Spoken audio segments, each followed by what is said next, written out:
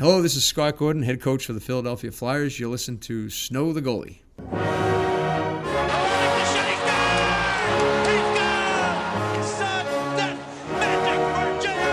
Couturier swung one in front, score! Richards through the seam, deflected stop. Goalie, he scores! The lead, the save by Boucher, and the Flyers are going to the playoffs! Welcome back in to Snow The Goalie, the People's Podcast, the Players Podcast, the Personnel Podcast, and, oh, of course, Anthony, the only Flyers Podcast. I'm Russ Joy. You can find me on Twitter at JoyOnBroad, and I'm joined, as always, by my lovely, happy, always excited to be here co-host, Anthony SanFilippo, who you can find on Twitter at AntSanPhilly. Anthony, we had a heck of a week, and we are recording this part of our show coming off the overtime thriller that the Flyers put on Saturday afternoon against the Detroit Red Wings.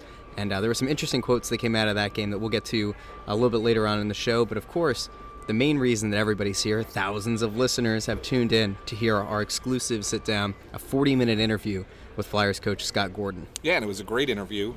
Occurred before the game on Saturday because we're going to talk about some things that Scott Gordon said after the game on Saturday. So that's important to understand after you listen to this interview with him. We're going to really dive into something that's really going to be I think should be the key story coming out of this game. I don't know how many people are going to really focus on it, but I think, and I know you agree with me, that it is the primary story from today or Saturday. Unexpected comments made about a player that we've talked about multiple times. Yeah, but made by a player. The comments came from the player first, and then Scott Gordon second, which was it was interesting. Definitely interesting stuff.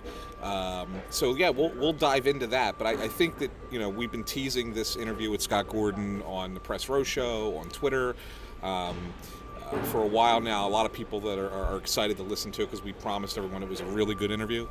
And Scott Gordon is great. I mean, he's a great interview. He's very easygoing. He's a fun guy to talk to. Plus, he knows a little bit about this game. And just a little bit. So really, really good guy. So I hope you guys enjoy this interview and then check back with us afterwards. And we'll talk a little bit about some of the things he said, and then really dive into what happened against the Detroit Red Wings on Saturday. And the Flyers won in overtime 6-5. With no further ado, here we go. Enjoy the interview with Scott Gordon. Welcome into the Snow the Goalie podcast. Russ, we have yet another former goalie. This will be the third current or former goalie we've had join the show. Flyers coach Scott Gordon. I'm sure he's probably, just like the other guys, not happy with the name of our show, calling it Snow the Goalie. Right, Scott? Well, it must be a highly intelligent show if you can have all those goalies on. Well, we really appreciate you coming on. You come on at a great time. I mean, the Flyers are 11-2-1 in their last 14 games, really playing well. I guess the first question I wanted to ask you is, when you look back at earlier in the season, I think about a little over a month ago, you guys were dead last in the league, 16 points out of a playoff spot. Since then, 11-2-1. That's I went and looked. It's the best stretch that you've had as a coach at the NHL level. So, did you have a feeling at that time when it was as low as it could be that this team could get on a run, like maybe not 11-2-1, but could get on a good enough run to kind of get back into things and play at the level that they're playing at? I think when we got back from the Washington game, I looked at a lot of different things, but I thought we were really top heavy with our lines. G and Coots were playing together, and they were, doing what they needed to do. But I just felt like there was a kind of a hole in our lineup, and not being able to produce offensively, and the power play wasn't going well. So we really didn't have a whole lot of power play time. And when I started to look at the things that we could do differently, one of them was lines, and then talked about changing some things up on the power play. We followed that game up with Washington with a pretty good game. And there was a point where we had two games in a row where we were down 2-0 early in the game. And one of the games I called a timeout, and the other game I didn't call a timeout. And one of the things that had been going on pretty regularly is every time we got scored on, it seemed like we were getting scored on right away. And we were digging ourselves a hole early in games. And and our response wasn't very good. And it was almost like we felt the need to win the game in the next shift. And that was something that the low point was Washington, where I thought we had played a really good first period. The game was close. It was 2-1, and we gave up a goal. And the next, before it was 3-1 before you blinked an eye. And so, one of the things that I talk to the players about is we've got to identify that the game is not over after we get down by 2. Like, we don't have to win the game. We can't win the game the next shift. We've got to play it out. And our guys have been really consistent with that since that time. And we've seen it a few times where like the other night, we were down 3-1, and it took us over 40 minutes to come back into that game, but we found a way and did it in regulation, and that's how it's pretty much gone through the stretch. Yeah, it's been great. One of the things, I know you've talked about at the very beginning, you didn't really have the time because there were so many games in a row. You really didn't have the practice time to really make any changes as far as systematically, right?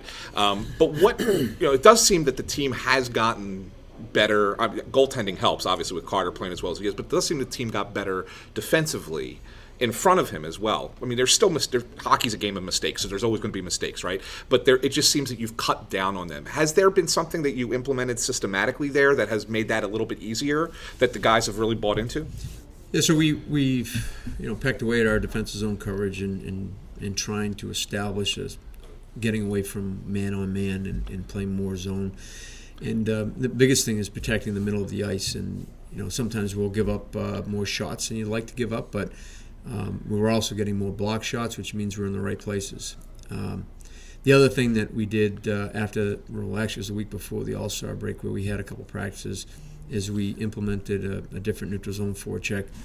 And that was the first opportunity. When I first got the job, if there was one thing I would have liked to have done right from the get-go, was that. But I think I had 2 practices in the first couple of weeks. Right. And in the middle of that was a Christmas break. So we were also on the road, so there wasn't a whole lot of opportunity to do it. And then when we finally did get an opportunity, right before the All-Star break, we had that week where we had 2 practices. And the first part of working the neutral zone forecheck was the breakout, and then the face-offs, then the dump-outs, and then the changes. And so each phase was implemented with each day of practice. One might have been a pregame skate. And so we went into a game on, I think it was a Tuesday, and we started with the face-off. And then we went into the game against Montreal with everything. But we ended up getting outshot 12-1 in the first period. So there was some wrinkles that we didn't have the benefit of getting more practice time in, that as the game progressed, we've ironed out. And then since then, we've gotten to the point where I think the guys are comfortable with it, and just made it a little bit harder for teams to get through the neutral zone on us. Does it make it easier in the transition from the AHL? Like, I kind of want to go through the entire process in a sense, because it feels like the idea of coming up from the AHL, something that I'm assuming you didn't expect to have happen in the beginning of the season, was that midway through the year you would be called upon to lead this team forward. What does that look like from your vantage point? I mean, it felt like it was a really quick decision. It seemed like maybe the organization wasn't necessarily in the frame of mind of like doing the move the day that they did it, but you managed to come in and right the ship. What does this look like for you when you're with Lehigh Valley? You get the phone call that you're now in charge for the remainder of the season. Like, what does that look like for you? First of all, I never expected it. I was pretty convinced by the media that Joel Quenneville was coming, 1. And 2, I had no relationship with Chuck Fletcher, so I couldn't even have said that. There was no conversation with anybody about coming up here to coach. And particularly when there's a new GM, you would think, that there's probably a good chance that he has somebody that, from his previous experience that he would bring in. And, as it turned out, I did get the call, but it was literally the first conversation I had was as I was going out for practice on that Monday at 5 to 12, and then after practice, we just confirmed everything. And so it was literally an hour before. An hour before I made the decision is when I found out. So, it's not. I honestly, I was thrilled with my job in Lehigh. I love being coach in the American League, and getting players to develop and play in the NHL. I have a passion for that, and I was in no rush to get to the NHL. If it happened, great. If it didn't, I was content with what I was doing. And so when you get here, you don't know what to expect, and I got to say it's been better than I anticipated. Well, it's interesting that you say that you didn't necessarily find yourself in a rush to get back to the NHL level, because from the outside it would seem like if you've had experience at the NHL level as a head coach, that you'd be chomping at the bit to get back. What was it about coaching at the AHL? You just said about developing players, but like, is that really the thing? Is getting these guys when they come in pretty raw and trying to get them to hone their skills so they can make that jump up? Is that validation for you when you do get a guy to develop that he gets the call up? Like, is that the real draw? Yeah, it's a completely different animal. So like my experience of being a head coach in the NHL was not the most enjoyable experience. So it wasn't like I was in a rush to get back to that. As it turns out, with me getting the job at the Honors and getting this job, I had the same approach. Just do your job in the American League, whether it was Providence or Lehigh. Don't worry about what might happen. Just worry about the task at hand. And if it's meant to be, it's meant to be. If I never coached in the NHL again, I wasn't going to lose sleep over it. I had my opportunity. I've done a lot of different things as a coach, including being part of the Olympics, World Cup of Hockey, World Championships, and so I've gotten a taste of everything. Been an assistant in the NHL, and for me, the part that's been the most rewarding as a coach has been coaching in the American League. I can't really say that my experience in the NHL, both in Long Island and Toronto, was something that I found rewarding. I didn't get that.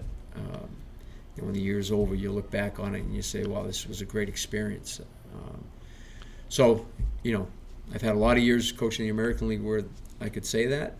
And, this year has been entirely different than what I went through in Toronto as an assistant and head coach in New York. So, it's actually made me probably more hungry to be a coach in the NHL because it's been such a good experience. And that was I was going to just ask that same question, and that was, you could see, just by talking to you and how passionate you are about breaking down what happens in a game or what happens on a specific play, you can almost see that there is that.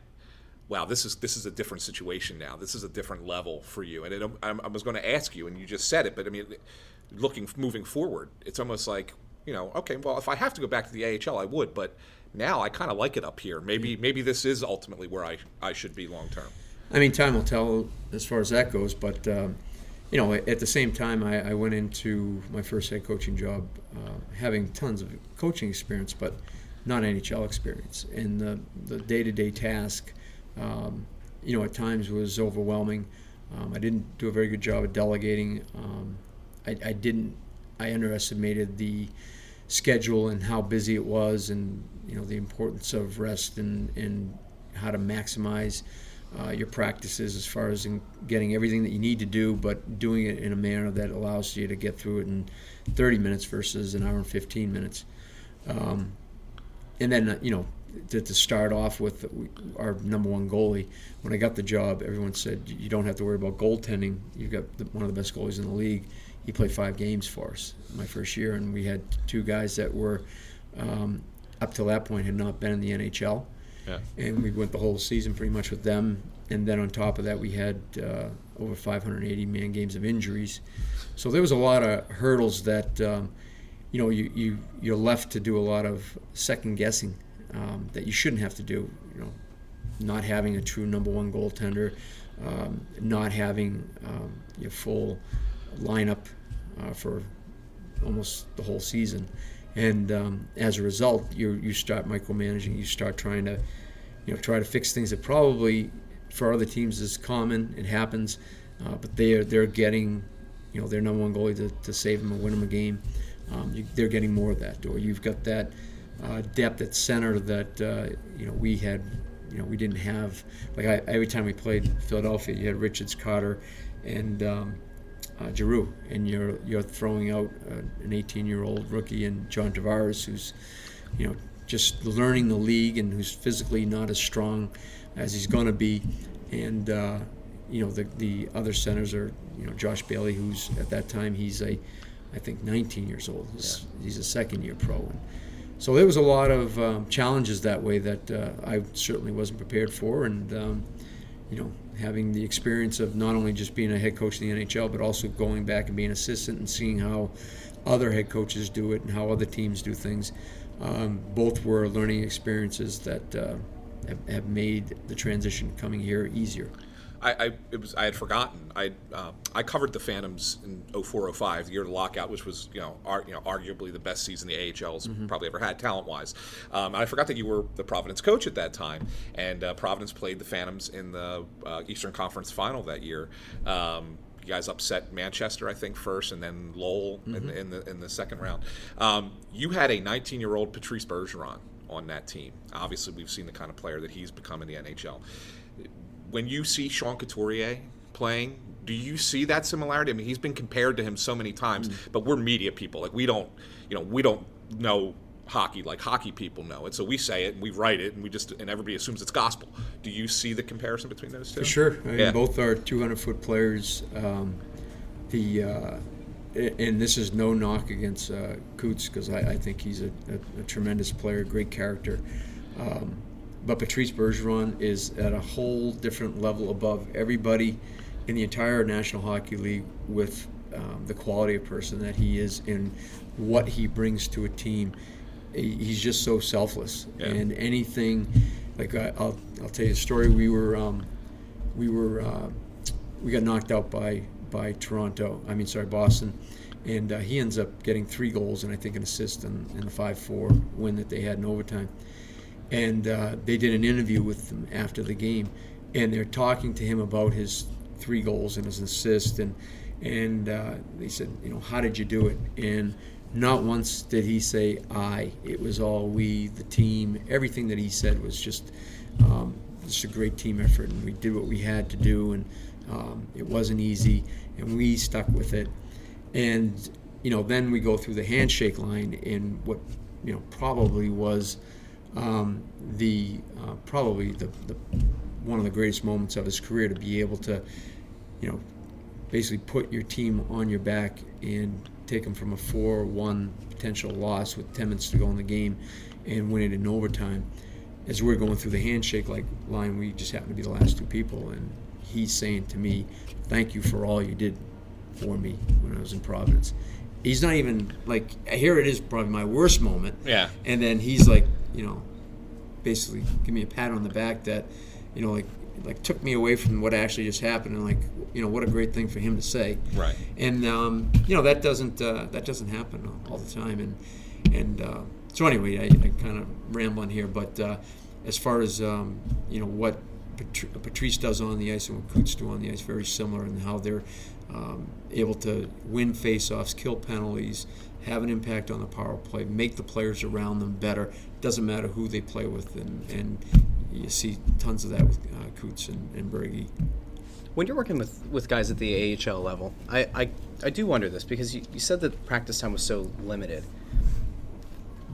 Guys that you had coached, and then when you were trying to implement wrinkles to your system, did you find it was almost like a flipped shared leadership that you had with guys who had played within your system with the Phantoms, that when you were trying to implement that in practice, were some of the concepts that you were putting in something that were so unique to what you had done at the AHL level that guys like Travis Sanheim, other guys that you would coach at that level, almost had a better idea of what your expectations were and took on leadership as young players, almost kind of coaching the vets? Would that be a fair way to say it? Or yeah, I'm sure there was instances where where there was tweaks in the penalty kill where oh yeah, I remember we did that.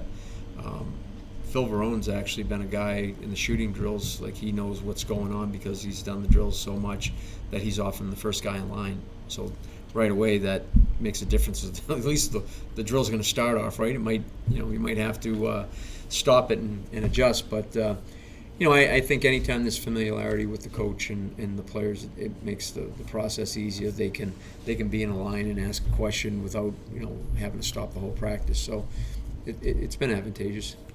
I do have one question, and this I think is a compliment to you that players have said it so much. In scrums after games, the meticulous detail that you'll break down a guy's game has come up from vets and from younger players. I mean, it's been across the board.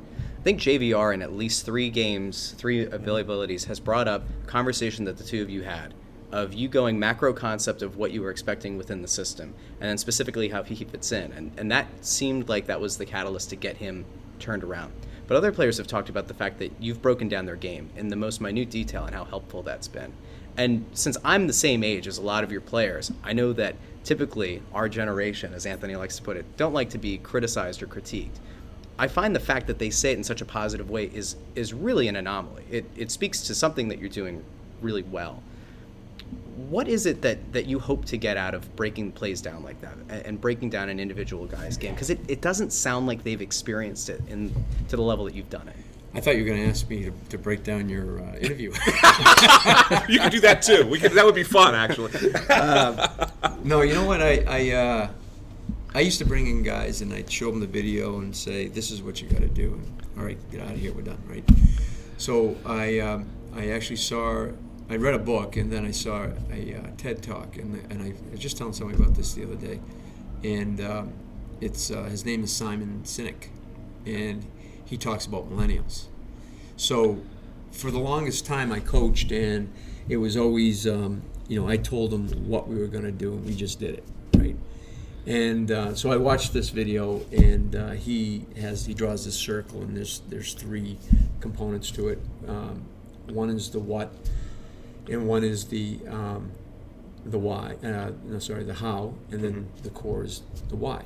And what is what we're going to do. The how is whether it's a drill or video, whatever that we're going to teach it. But the most important part that he talked about was the why. Like, why are we doing this? So when I talk to the players, I try to keep that in mind, especially in the video sessions, because I don't want it to be, I need you to go to this spot right here. I want them to know why they should go to that spot, how it's going to benefit them. And whether it's a defenseman and how he breaks out the puck, whether it's a forward that's going on the rush and is, instead of going to the middle or back post, is going to the strong side post, just trying to explain the advantages for them so that hopefully, we have common ground and they can see the value in it like I see the value. I always saw the value in what I taught, right. But I finally figured out it's important to let the players, or at least give the players a chance to be able to understand why it should be important to them. They might not ultimately agree, or they might, sometimes they'll even bring up a point that I didn't even think about. And, like I had a conversation with Jake, and he was covering for a defenseman, and he went in on the play, and he was saying to me, he made up a good point. He said, I'm, as an offensive guy, I know that if somebody comes at me just being rushed, I might not make as good a play. And I said, that's a good point. I said, do the same thing, but instead of going towards their net, go towards our net, and you do what you want to do, and you're covering what we need you to do for the team to be successful, so that we're not giving up an odd man rush. And so you're talking with them as opposed to at them. Right. And that's the big difference with millennials. Well, considering the job that I'm a teacher, so I feel your pain in a way. In a way. Some of this. I mean, there really has been. It's a paradigm shift in how you have to go about educating. So I get where you're at. So you're a Brockton kid. Easton. Easton. Yeah. Oh, not Brockton. I'm sorry. How's If that there for was a research? hospital in Easton, we wouldn't be having this conversation. The hospital I was born in Brockton. Gotcha. I grew up in Easton. Easton. All right, fair enough. So was BC like an automatic? Was that something like you grew up when you were playing, when you were young, and you're like, oh, I got to go to BC. That's the hockey program I want to be with. Or was there a toss-up? Were you like BU, BC kind of thing? It's definitely staying in New England. Yeah. I think the whole college thing, like I was fortunate because I grew up in the same town as Jim Craig. Right. So he went to BU. I played with his brother. My father coached Jim. So he was somebody that I had in front of me. Like when he was playing high school hockey, Oliver Ames was the high school, and they had big rivalry with Randolph and Canton. And Randolph had Rod Langway, and I can't remember. Canton had some pretty good players. But anyway, they played in front of 2,000 fans for high school hockey, and at that time that was huge. And so that was something I wanted to do. Then he ended up going to BU and playing there, and so, I remember to this day my mother telling me that the way you're playing at your age, if you don't smoke, maybe one day you might be able to get a scholarship and go play college hockey. And I literally didn't smoke because that's what my mother told me, and I believed her. So anyway, I started going through the process of going to high school, and then schools were starting to show interest in me. I really didn't know where I wanted to go.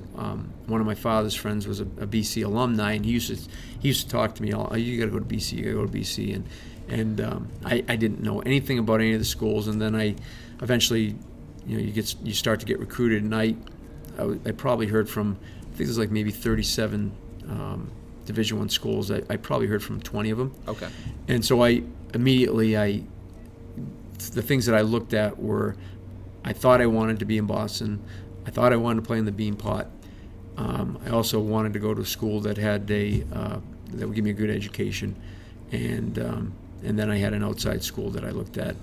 So it came down to I looked at my final four was Notre Dame, UNH, BC, and Harvard, and. So when the education wasn't the important thing then, right? Yeah. Than Harvard otherwise. What are you trying to say? No, What are you it's just a trying to great say? school. It's Come a on. Jesuit school. I'm a Jesuit guy, right? Absolutely. So anyway, we, when it was all said and done, the Beanpot and playing in Boston, that was probably the final decision. Yeah. At that time, it was put to me, if you go to Harvard, you'll be, the alumni is everywhere throughout the United States. If you stay in Boston, you think you're going to live your life in Boston, then there's a great alumni that stay in Boston, and that would help you career-wise. Yeah. At that time, it was just more about wanting to go to BC after I saw the campus. That was something that, it was pretty much black and white. And while you were there, this is something that Russ didn't know about before today. Zach, we talked to Zach, the PR guy, he didn't know about it before today. You were the first goalie to ever put a water bottle on top of the net so you didn't have to constantly skate over to the bench anytime you needed a drink. Now, I saw it in a book that said hockey first, and it said... And you have to trust books. Yeah, you got to trust the book. It said in the book if it's written, it has to be true. That it was you and Chris Couturier in a game, playoff game against Providence. And from what we understand now, from just before the show, you say that might not be completely true. Yeah, so we came off of Christmas break, and we went to play North Dakota in North Dakota, and they had a really good team. And so the first night we played, I had, I think like 45 shots, and there was no TV timeouts there, so the trips to the bench, other than a delay penalty, you weren't going to the bench. Right. And the only time you could hydrate was in between periods. So at that time, sports science was not around to tell me that drinking multiple cans of Diet Coke before the game and getting all this caffeine in me probably wasn't going to be advantageous to me being able to get through a game.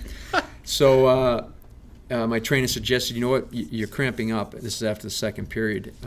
You might want to take a water bottle and some Gatorade and put it on your net. So I did that, and then the ref comes over and he's like, "You can't do that." I said, "You're not allowed to have a water bottle in your net." I said, "I need to. I'm cramping up." He goes, "Well, you can't have two." And I go, "One's Gatorade and one's water." He's like, "All right, well, okay." So from that point on, I still didn't get the message about the Diet Coke, so I just kept putting the Gatorade. I kept cramping, and that was something that just stayed with me, for the rest of my playing days. Were you surprised that it kind of took off? That like everybody started doing it after a while? It didn't even register. I was just doing it out of necessity more than anything else. My son's a goalie at Holy Cross, and he doesn't even have a water bottle in his net. So wow, okay. Needless to say, he doesn't drink diet soda, so he doesn't need it as bad as I did. Yeah, but we went back into the old NHL video games, and I think the earliest that we could find, 2000, there were no water bottles on the back. Was 2004. Was the first looked time like the first time that they put it, but the only time the farthest we could track back was 2006. Was the first time somebody could actually knock the goalie's water bottle off the net. So I believe. So there you go. You got a lasting legacy in video game folklore. I believe Bob Froese was the first NHL goaltender to do it. Okay. Was that here? Did he do it here, or did he do it? I believe so. Yeah. Yeah. I don't know. It was right around the time that we did it, but I don't remember the exact date. Cool. A couple other things because we don't want to keep you all day. You got an opportunity to play in the Olympics, Team USA '92 in Albertville. even though you guys didn't medal. What was that experience like? And did you have an opportunity to like march in the opening or closing ceremonies? Yeah. Yeah, we marched right beside George Steinbrenner, and he was with the hockey team, and that part was the show that they put on was tremendous, and then we got to the Final Four. We needed to win one game to win a medal, and we ended up losing the Czechs. We lost to Russia, who that was in the semis. We lost 5-2. It was 2-2 going to the third. And they had 5 power plays, and they had some NHL talent on that team. And then we lost the consolation game. So, but the whole experience was there's been nothing that has compared to it. You don't realize it, like you see the miracle and Jim Craig and all that. So I obviously was a little bit closer to that because of the fact he was from my hometown, and I remember so clearly when we walked out down the hallway and we were about to go on the ice. You're in Albertville, France. You don't know that there's going to be a lot of people from the U.S. there, and it had to be close to, I think it was a 7,000 seat arena. There had to be 6,000 U.S. fans. Wow! And so you come out, and I remember clear as day the fans chanting USA, the flags, the painted faces. And that it was just like gave you chills, Yeah. And so that whole part of it, and the fact that we had a good run, was just a tremendous experience. Yeah, and because 1980 was still really fresh in people's minds. Yeah, it was only 92, 12 years later, right? That's pretty cool. Have you ever had an opportunity? I mean, we've got the outdoor game coming up next weekend. You ever had an opportunity to play in one or coach in one? I'm outside of shinny hockey. Yeah, the big house with Toronto and Detroit. Yeah. Oh, okay, that's right. Yeah. It's a pretty cool experience. It was so cold, I can't say. It was beyond cool. It was cold. But let's hope you don't have that kind of weather, that kind of weather here next week. One of the other things that we kind of have been asking guys when we have players come on or whatever, we've asked about your favorite arenas that you've grown up in. Now, we talked on the podcast, the one over at Xfinity Live, we talked a little bit about Johnstown and some fun stuff from there. But any others? I mean, you got to play in like Knoxville and Nashville. I mean, Nashville before it was an NHL city. Atlanta before it was it was an NHL city, but then it wasn't, and then it was. Now it's not again. But like any other places, Halifax, or you coached in Quebec and Norfolk. I mean, I've been into the Scope. That's kind of a wacky arena down there. Like any place that really sticks out to you, and it's like, well, this is just based on the fans. Maybe the fun stuff with them. Well, Johnstown, obviously, just because of the history of the movie Slapshot, that was pretty unique. I sat in Reg Dunlop's seat in the locker room. Steve Carlson was my coach, so that gave it a little extra flavor. I remember in Nashville, when I was playing in Nashville, they had there was like not a concourse, but there was where people went either to the lower bowl or the upper bowl. They had this runway that went around, and every time there was a fight, they played Garth Brooks' Friends in Low Places. And the mascot, along with all the kids, would run around as that song was being played, and there was a flag, and I'm pretty sure. But that was that was something different that you don't get to experience. But I growing up in Boston, the old Boston Garden was a pretty neat place to be in. I obviously didn't play there in a home game, but I played a couple college games there, and that was something that was always special. As a kid growing up, one of the things that my father, when I was a kid, when I played as a freshman in high school, we lost we didn't make it to the state tournament. So I asked him if we could go see the state tournament. So we went to the semifinals and the finals. It was in the Boston Garden. It was sold out. And I was like, geez, I would love to do this. There's 13,000 fans. And so my junior year, we played the quarterfinal and the semifinal in the Boston Garden. And that was, like, for me, that was like a highlight that, it's a little more common now. I mean, kids do it all the time now, right? Go and play with mini mites or whatever. So that was something that was a real special thing to do as a kid. Is there ever like a moment as a coach? Is there an arena that you walk into? Obviously, we'll take Wells Fargo Center out of it, Philadelphia Best Fans, the whole thing. Is there an arena that you walk into as a coach, and you just catch yourself in awe for a moment? Like, where you remove yourself from the task at hand of being a coach. Is there a place that you go to that the atmosphere is just something that you can't really compare it to. Yeah, there's 4 places for me. Obviously Boston Garden, just because I'm from there, and you think this. You walk in, you say, I must know some people here, right? 'Cause growing up there, and it's always a pretty good environment.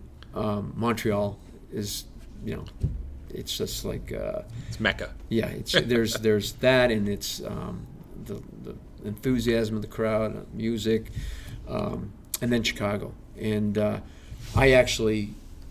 there's been, I don't know, there was like 3 instances when I was in Chicago as a visitor, and one was after one of the wars, one was after the Olympics, and I can't remember what the other one was, but I remember being on the bench in one of the games. One was with the Nordiques, one was with I was with the Olympic team, and we played a schedule. We played I think we played all the U.S. NHL teams.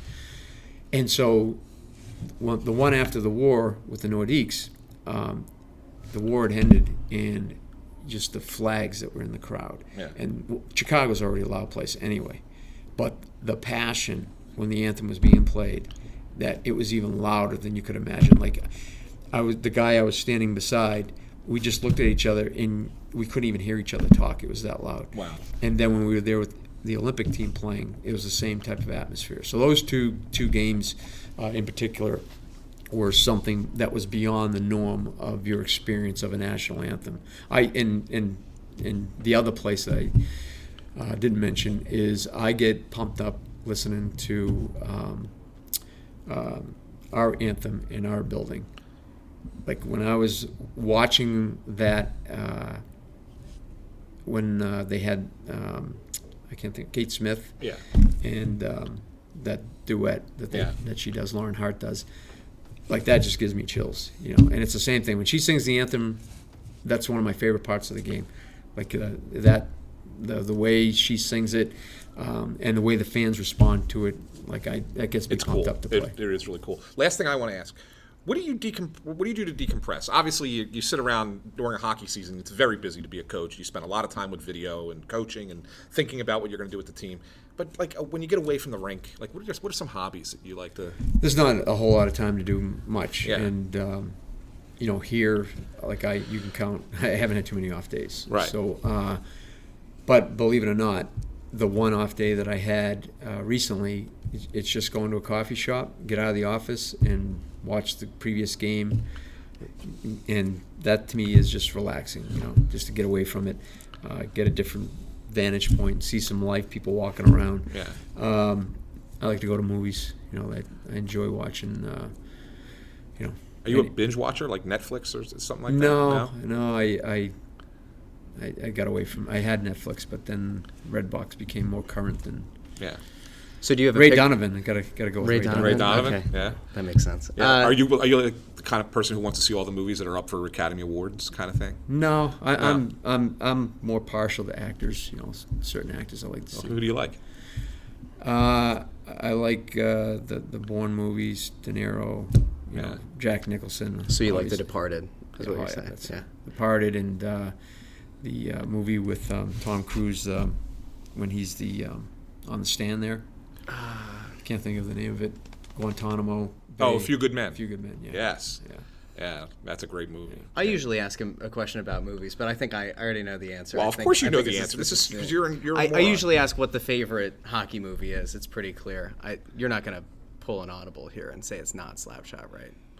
Well, Let's make a power ranking because there's a pause here, and now I'm interested. yeah, I probably. I mean, that's the easy one, but I like Miracle. Okay. My Yeah. kids, my one son, he listened to that every time they got in the car. This is a true story. So, they had all the lines. They would sit in the car and they would just repeat it before it even came out. And so my son asked a lot of questions about Jim Craig, and I told him he's from my hometown, and I grew up playing with his brother, and my father coached him and all that, like I said. So he was just starting to play goal, and he was going to play his first tournament in Canada. So this was like kind of a big thing. And I got in touch with Jim Craig, and I told him, actually, it was a secretary, I said, can you just get a message to Jim, my childhood friend, and my son's going to play a tournament in Canada. Any chance you could just give him a call and give him a pep talk? And he's actually in Puerto Rico. I'll reach out to him, but he's got business, and I can't make any promises.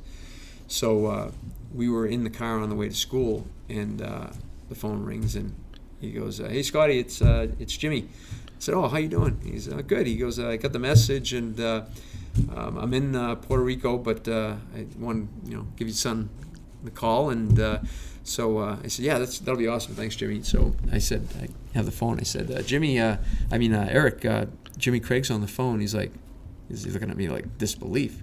So he gets on the phone with him, and his eyes are wide open. He's got a big smile on his face, and I don't even know what the conversation was.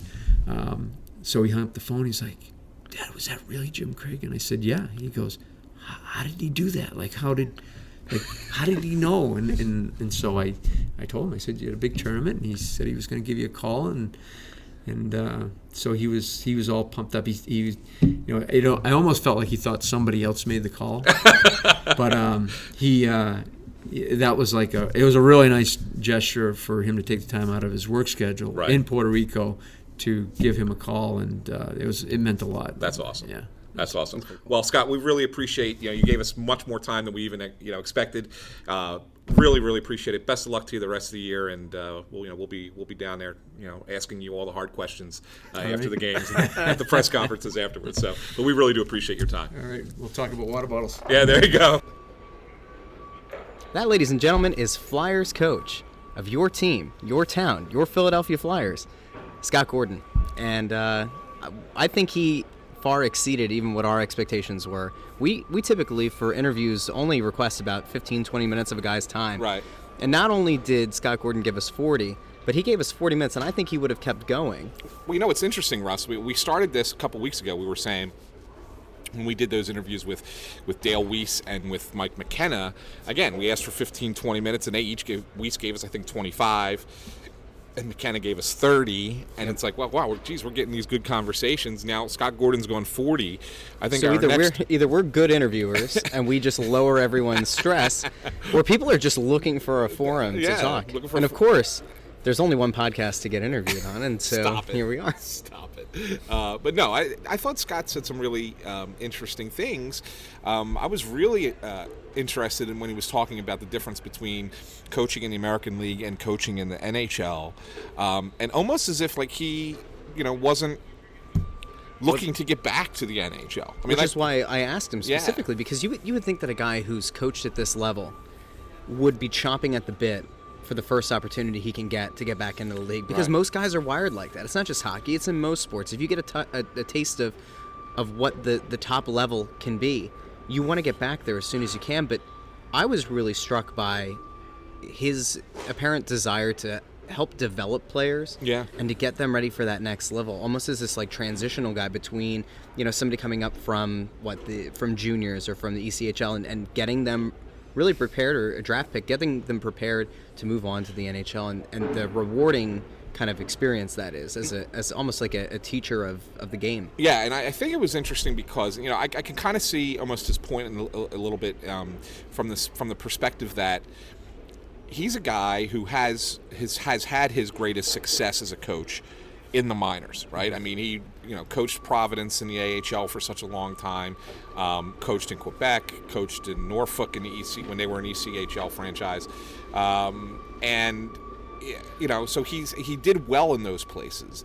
And when he got to the NHL, as he said, it wasn't the thing that surprised me is him saying how much he didn't like it, because they weren't great situations. I mean, the Islanders were a total mess when he was named the coach there, and he was expected to win with his best players being 18 and 19 years old, in John Tavares and Josh Bailey.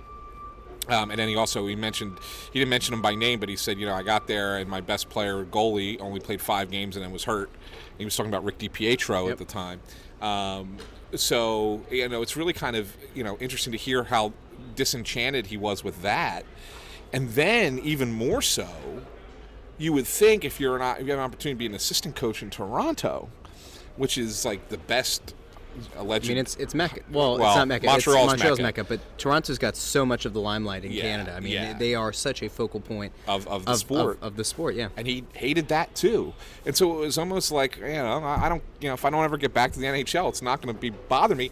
I enjoy coaching at the AHL level. So, that to me was the most interesting stuff that he said. But then you can see, like, he's had success here now. Flyers' last 15 games are 12-2-1, including the win Saturday against Detroit.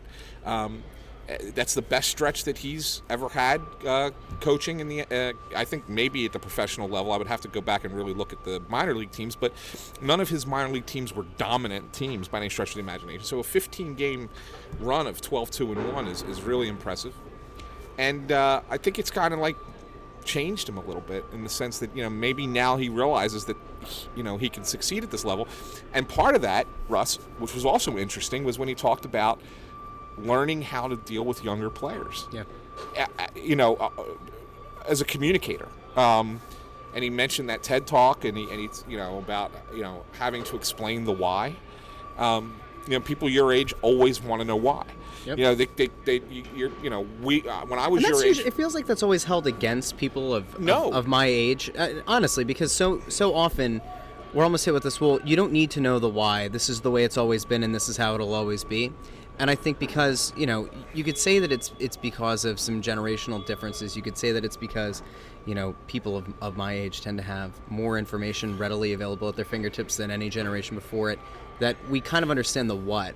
And it really is picking the brain of whoever it is that's supposed to be educating you on something. It's fair to ask the why. I mean, it's Darwinism at its finest. You don't give the answer. You're supposed to stimulate the mind, or not to, it's a Socratic method, not Darwinism, I don't want you're way too intelligent. I'm just for our saying, listeners.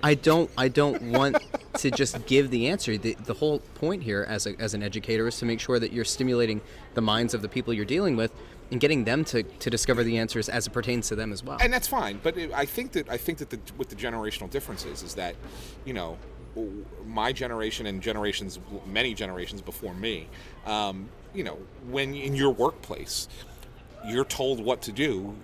You do it and you don't ask questions. You say, okay, that's what you want me to do? I'll do it. I'm not going to ask questions as to why you want me to do it a certain way. That's how the company wants it done, and you do what the company wants, and that's why you're getting paid.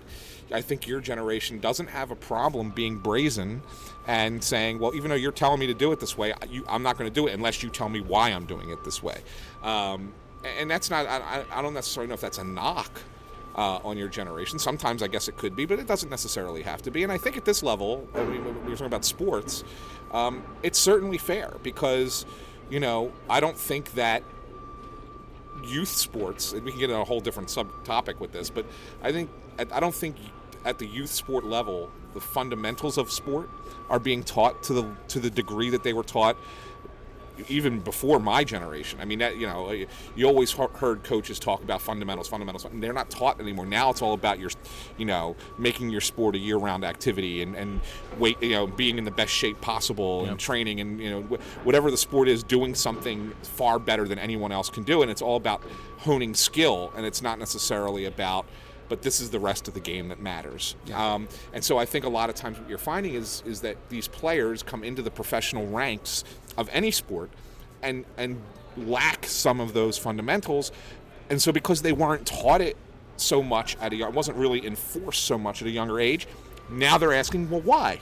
Yeah. And I think that that's fair. So what Gordon is basically saying is that once he realized how he can communicate with today's generation of player, that he feels like he can make connections with them and have it work. So, that was kind of cool, and it kind of leads us into what we saw on Saturday.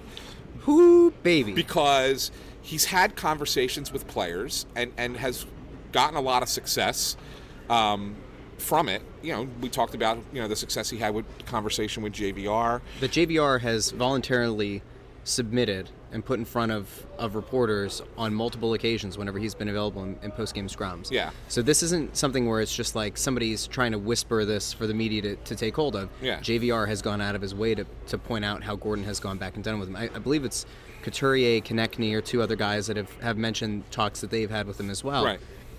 and how beneficial they've been. That's why I thought it was important to let him know, because you know, as a coach, you don't necessarily know what your players are saying when you go out in front of the media and you are effusive in your praise of it. I mean, it's an interesting thing. Yeah, I'm sorry I'm laughing at you. And this is a complete, and I don't know how this is going to even translate onto the podcast at all. We'll get back to what we were just about to talk about, but I just got to point out something to you.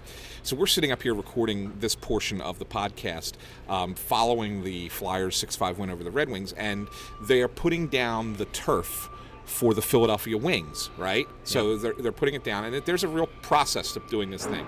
There's a guy out there, and I don't know if you can see him. He's standing along the far, near the visiting bench. He's got this metal thing in his hand, and what they have to do is they have to make sure that the turf kind of is flat and sticks together. Yeah. And so what he does is whatever that metal thing he's got in his hand. It's like a baton. But it's got like this square piece at the end, and it kind of flattens out the turf. Okay. Fair enough.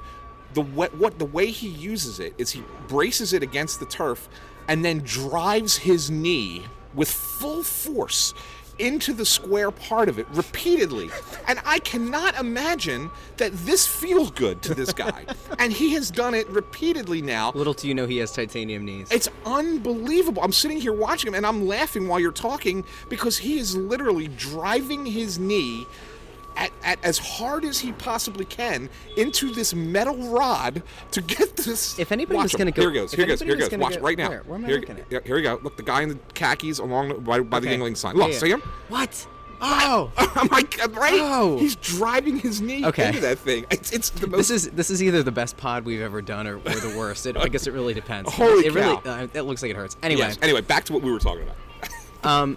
So after this game, If we're being honest, the entire week has been spent with Shane Gostisbehere as the number one topic on Flyers Twitter. Yep.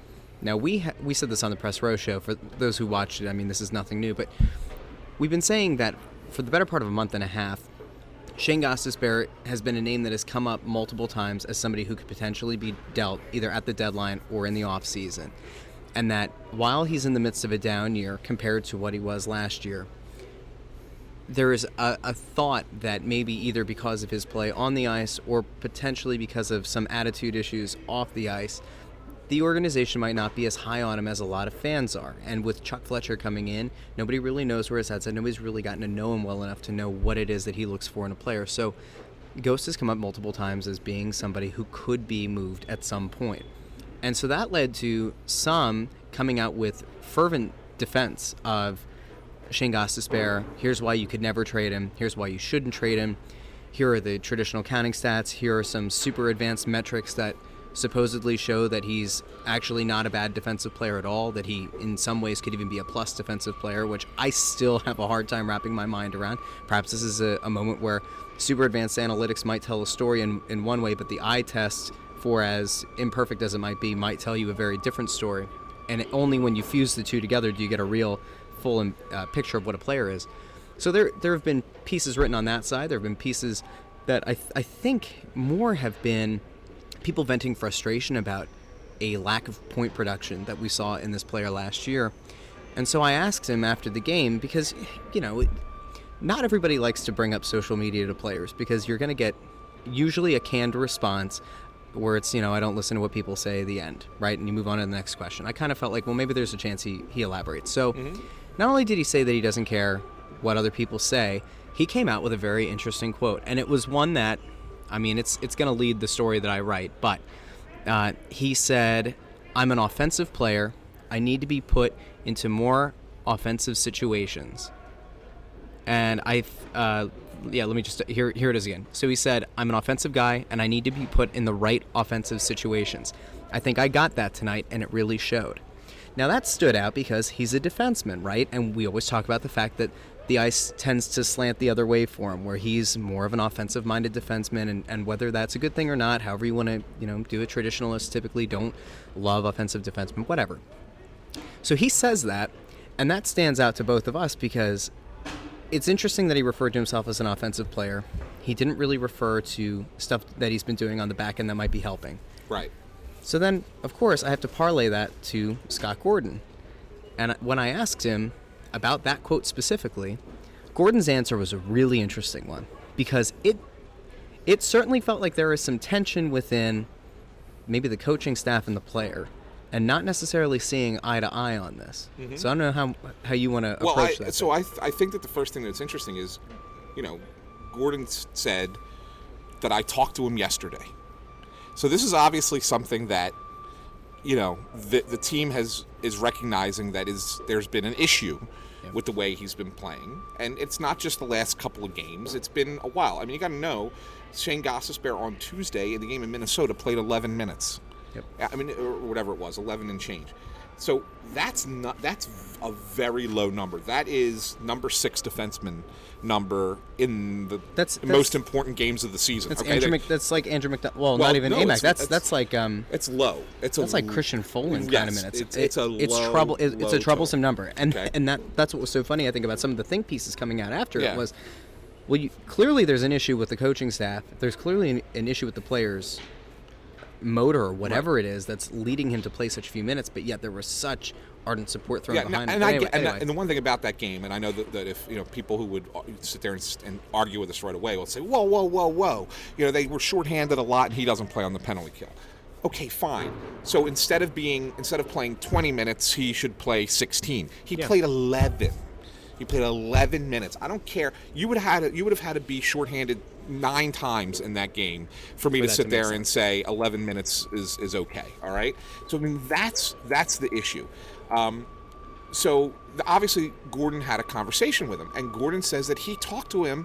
He said his game is fine from the blue line in on the offensive side, or actually from the red line in, but that the way he plays in his own end, he's got to be better. Mm-hmm. And this is the thing that he said he talked to him about.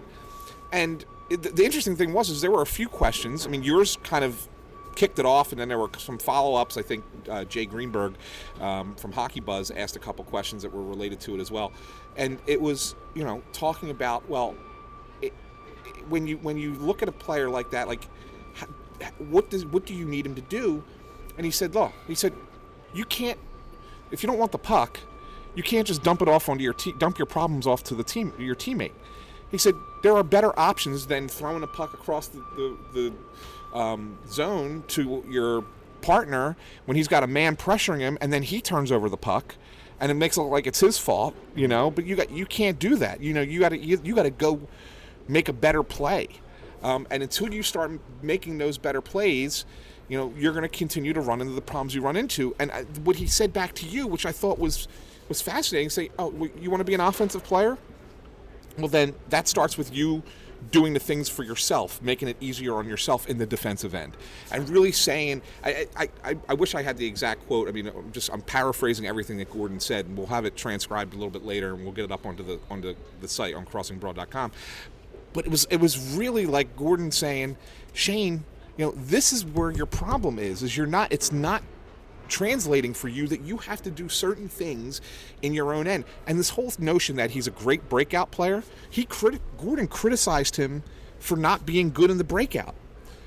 So he's not as good a breakout player as everybody wants to make pretend he is, just because he's a good puck carrier, just because he's a good skater. You assume he makes the right decisions. He often makes the wrong decisions on breakouts, which lead to mistakes, and we sit there and say, this is his partner's fault, and no wonder why he can't get he's played with everybody, and it's all the partners are always the problem.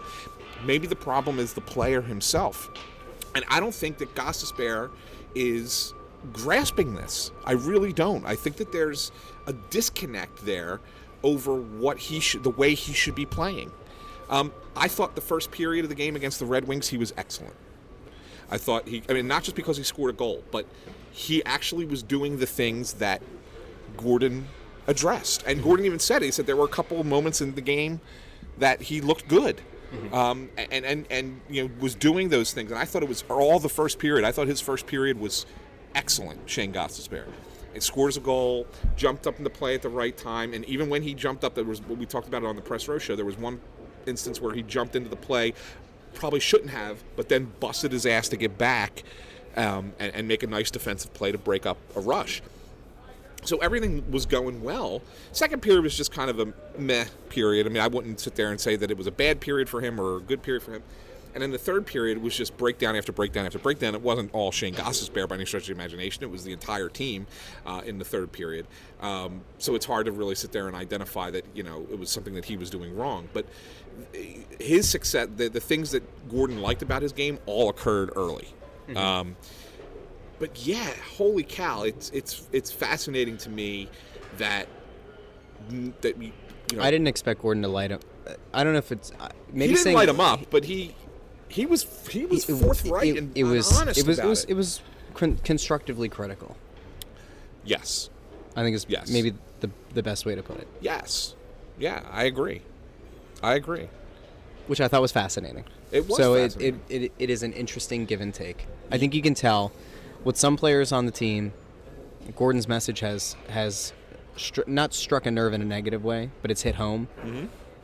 I don't know if in Ghost's case if it struck a nerve, but it really was interesting to kind of hear that a little bit of a difference of opinion. Maybe it was a very fascinating way to cap off a game that, quite frankly, almost went terribly for the Flyers. Yeah. A 5-1 third period lead that they end up blowing with 7 seconds left in the game. And, ultimately Travis Konechny goes around the back of the net and goes up 6-5. Anthony's laughing because the guy's out here with his metal thing again, ready to There's smash. two guys now. There's two guys doing the same thing. Maybe the first guy's leg got hurt. Anyway, it was an interesting game. Carter Hart, not the best game of his pro career by any stretch. Although I want to say this about that. I want to stop you real quick. I believe, we could double check this, but I believe this was the first time Carter faced a team for the second time.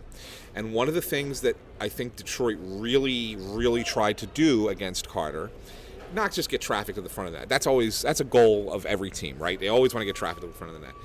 But they were really trying to do a lot of redirects. You know what I'm saying? Yeah. Like they were looking for a lot of tip-ins, even the tying goal was the pass from Mike Green that was redirected by Anthony Mantha past Carter Hart was wide of the net, and it was a redirect pass him. So I think that they find that there's something with, trying to get those kinds of cross-ice passes, get Carter moving, and then redirecting it back past him the other way. And I think of their 5 goals, I want to say 4 of them were scored in that manner. Maybe it was only 3, but I got to just sitting here thinking about it. So I'm wondering if that's indicative of the fact that maybe now the second time you get to see a goalie, you see something maybe that you can exploit.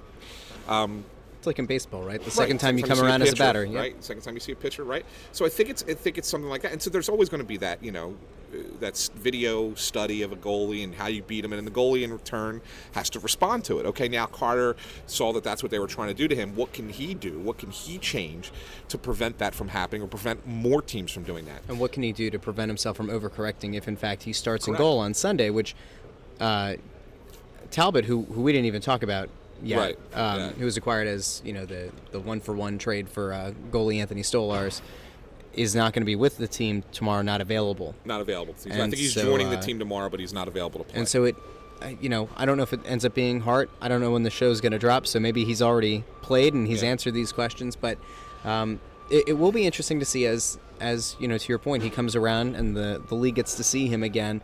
Will he find the same success? Will he overcorrect? And these are things that, when people talked about, do we send him back down to the AHL to go on a Calder Cup run with the Phantoms or, for whatever reason, or is it better to keep him up here? It's better to keep him up here because you need to see how he adjusts. You need to see how the coaching staff is going to, prep him with video and see, what kind of adjustments can be made. Mm-hmm. And then to see how teams believe they're going to be able to be successful against Carter Hart and work on those things with him in practice. So I think that's like a kind of fascinating thing that we're going to get to watch play out here over the last 20 or so games is, what exactly do the Flyers do to get Carter Hart ready for this stretch run? And God, Pittsburgh lost Saturday night. Flyers are back within 4 points. I know it's a thing that we banter about a lot on the Press Row show, but that Stadium Series game next Saturday is looking like it might have a little bit more importance to it. I mean, assuming things don't go too sideways one way or the other, there is a way here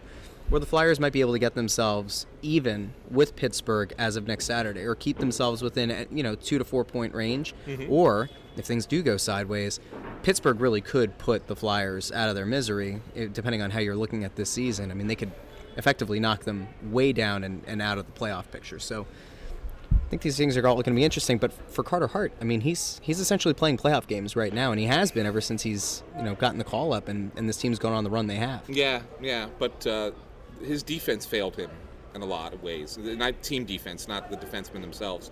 Although Ivan Provorov did have 2 pretty brutal turnovers that led to 2 Detroit goals in this game. Wasn't Provy's best game, or Sanheim for that matter. Sanheim blocked a shot and then kind of got himself caught in no man's land that led to the first Detroit goal. So that pairing wasn't their best game for sure. We already talked about Gostisbehere, and I thought that the third unit, Gudis and Haig, were just okay. I mean, they weren't anything special, but it was team defense. They just kind of stopped playing. Once they got up, they got a 5-1 lead in the third period. Scored 2 goals in like a minute and a half at the start of the third period. And it's like, okay, then they just shut it down. They shut it off. Gostisbehere said the team played panicky. He was the only one that said that. I mean, everybody else,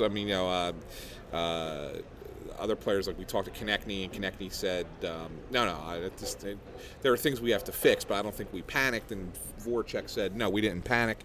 Shane Gostisbehere said, oh, we panicked. So a difference of opinions. It's interesting to see. It's becoming a theme. To see how that turns into if there's anything that comes from that. But they really were an awful team in the third period against Detroit. Credit them though for coming out in the overtime. They lost the opening faceoff, which is a surprise. Flyers' best faceoff team in the NHL, but were able to get the puck. Made one quick change, got Konechny on the ice, and he made some really nice play to fake out the backup goalie at that point, who came in was Jonathan Bernier, because Jimmy Howard was pulled at 5-1, and made a nice move to do a wraparound and scored a game-winning goal. And with Pittsburgh losing and the Flyers winning, they're back within 6 points of the Penguins for the final playoff spot. So. So yeah, I mean it was a crazy game. Flyers can't be too thrilled with it. I mean it's an ugly way to win, but I mean, it's a win. It's 2 points. It's an important 2 points. But yeah, there's a lot that has to change between that game and what happens on Sunday in Detroit. From what it sounds like now, I got to imagine Carter Hart plays again. And again, by the time people hear this, that game on Sunday will have been played. But I think he has to play again at this point. I don't think you can sit there and say, well, we'll just trot out Mike McKenna for this game. It's too important of a game. I think you got to go back to Carter. The only other thing I think that was notable this week is the trade that was made to acquire Cam Talbot from Edmonton. Yep. In exchange for the mammoth goalie himself, Anthony Stolarz. And I lamented on the Press Row show that I had been working on something for a while, a profile of sorts about Anthony Stolarz, and well, of course, I didn't put it out on Friday, and now it burns me because the guy's been traded. But your initial thoughts on the trade? I mean, we've had a little bit of time to process it. Right now he's sitting on a $4.1 million cap hit for this season. You would think that the Flyers, knowing that he's a UFA coming up, have had talks with his agent about the potential of him re-signing here. Got to think that somewhere in the $3 to $3.5 million cap hit range over the next 2-3 seasons seems fair for a backup goalie who, would appear to be comfortable coming in and being the backup to Carter Hart. Yeah, no, I think it's a minor trade. A lot of people were talking about it. I felt like Flyers Twitter went a little bit too far with it. People were saying, how do you give up on a young goalie like Stolarz? You never really gave him a chance. Bring in this veteran guy who's an unrestricted free agent, blah, blah, blah, blah. Look, the fact of the matter is Anthony Stolarz is at best a fringe NHL backup. That's my opinion, but it's also the opinion of a lot of people. And Edmonton, many people. Yeah, many people tell me. No, I know. Thanks. Average goalie. Thanks, Donald. But but it's a good opportunity for him to go to Edmonton, where they don't really have a number one goalie at this point. So maybe the Oilers are slowly slinking out of the playoff race. Surprise! And so maybe they look at it and say, hey, here's a chance to give this young guy a chance, and it's a lottery ticket for them. If he does well, great. If he doesn't do well, it was no big deal. We needed to get some cap space to bring a player back off the injured list anyway, so it really kind of worked out for Edmonton. But as far as the Flyers are concerned, they want to find a veteran goalie to pair with Carter Hart moving forward next season and beyond.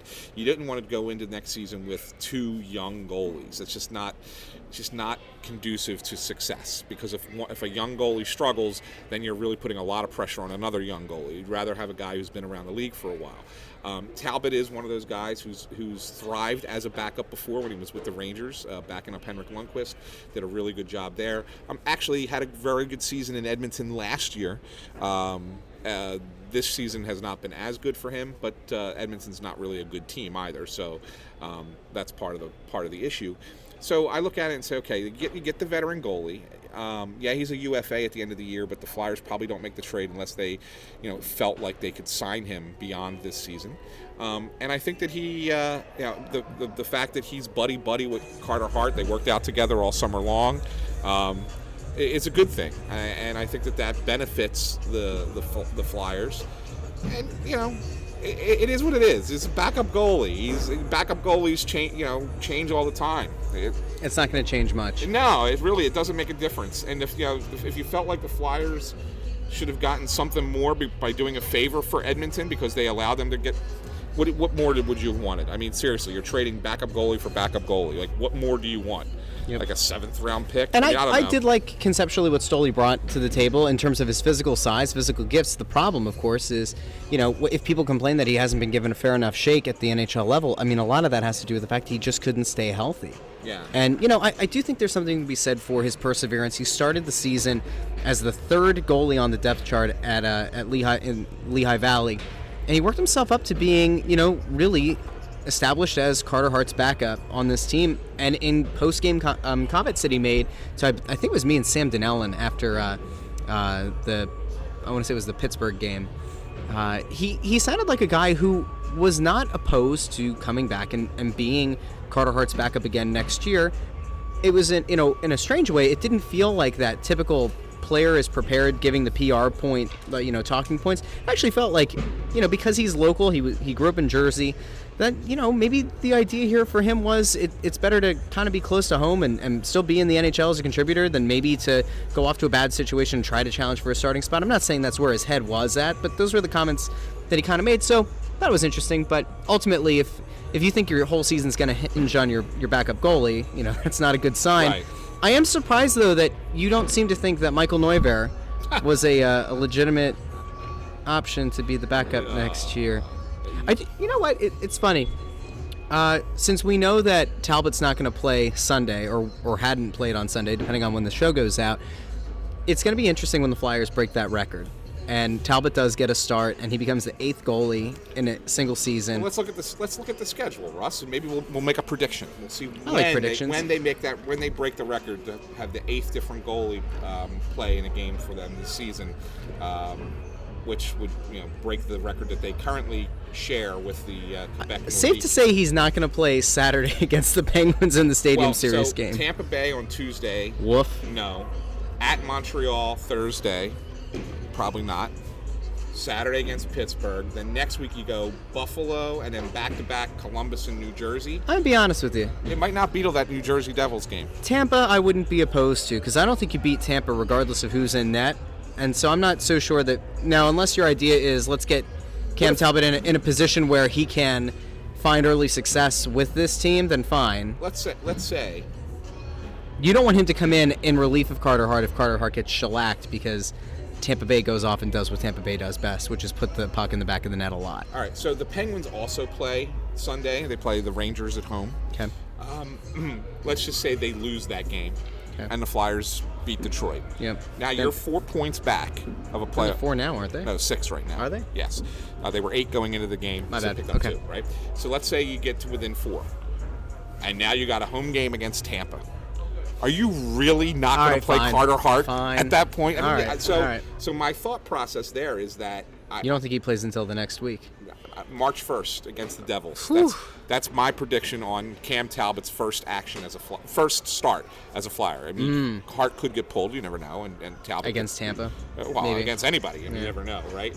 I wouldn't be surprised if they played. You know what? I'll say Cam Talbot plays on Thursday against Montreal. In Montreal? Yeah, I could see it. That's why I think it's going to happen. We'll see. It could. Hold us to these predictions, I guess. Yeah, we'll see. Now, of course, I can't do Who's That Flyer because we're sitting side by side, and you'll look at the screen, you'll cheat as you typically do, even though you're in a different city, state, whatever, when we usually record. The last Who's That Flyer, you asked me who shared my birthday with me, and it happened to be the guy who I used to have cake with together on our birthday. That's so sweet. What kind of cake would you have? Never mind. Whatever Doesn't they matter. would bring into the office. All right, so we have 2 5-star reviews since the last time we did the episode. And the nice thing, Anthony, is, of course, every time an episode goes out, we're getting 5-star reviews over on iTunes or Apple Podcasts, wherever you want to leave those reviews. So let's get to those 2.